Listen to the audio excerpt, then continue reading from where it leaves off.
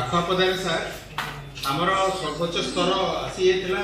ପ୍ରାକୃତିକ ବିପର୍ଯ୍ୟୟ ଏଭଳିଆ ଗୋଟେ ବିପଦ ଯେଉଁ ବିପଦ ପାଇଁ ପ୍ରତ୍ୟେକ ଦିନ ପ୍ରତ୍ୟେକ ମୁହୂର୍ତ୍ତରେ ଆମକୁ ସଜାଗ ହେବା ପାଇଁ ପଡ଼ିଥାଏ ଏବଂ ଅଧିକାରୀମାନଙ୍କୁ ମଧ୍ୟ ସଜାଗ ହେବା ପାଇଁ ପଡ଼ିଥାଏ।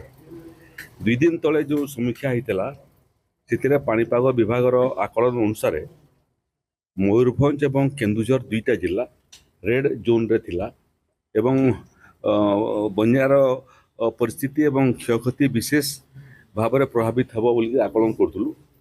କିନ୍ତୁ ବର୍ତ୍ତମାନ ମୟୂରଭଞ୍ଜ ଏବଂ କେନ୍ଦୁଝର ସେଫ୍ ଜୋନ୍ରେ ଅଛି। ବୁଢ଼ାବଳଙ୍ଗ ଏବଂ ସୁବର୍ଣ୍ଣରେଖା ନଦୀର ଜଳପତନ କମିବାଟା ଆରମ୍ଭ ହେଲାଣି।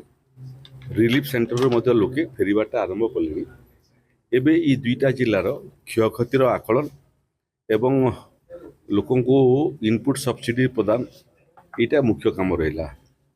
ସବୁ ଏଫେକ୍ଟେଡ୍ ଜିଲ୍ଲାରେ ଆମେ ଲୋକଙ୍କୁ ରନ୍ଧା ଖାଦ୍ୟ ଯେଉଁମାନେ ଖାଇବା ପାଇଁ ଚାହିଁବେ ତାଙ୍କୁ ରନ୍ଧା ଖାଦ୍ୟ, ଯେଉଁମାନେ ରିଲିଫ୍ ସେଣ୍ଟରକୁ ଆସିବା ପାଇଁ ଚାହିଁବେ ନାହିଁ ଘରେ ସେମାନଙ୍କ ପାଇଁ ଶୁଖିଲା ଖାଦ୍ୟ, ସେମାନଙ୍କର ଘରର କ୍ଷୟକ୍ଷତି, ସେମାନଙ୍କର ଫସଲର କ୍ଷୟକ୍ଷତି ଏବଂ ଘରେ ଯଦି ତାଙ୍କର ବାସନକୁସନ ଏବଂ କପଡ଼ା ଲତା ମଧ୍ୟ ଯଦି କ୍ଷତି ହେଇଥିବ ତା ପାଇଁ ମଧ୍ୟ ଆମେ କ୍ଷତିପୂରଣ ରାଶି ସେମାନଙ୍କୁ ଦେବୁ।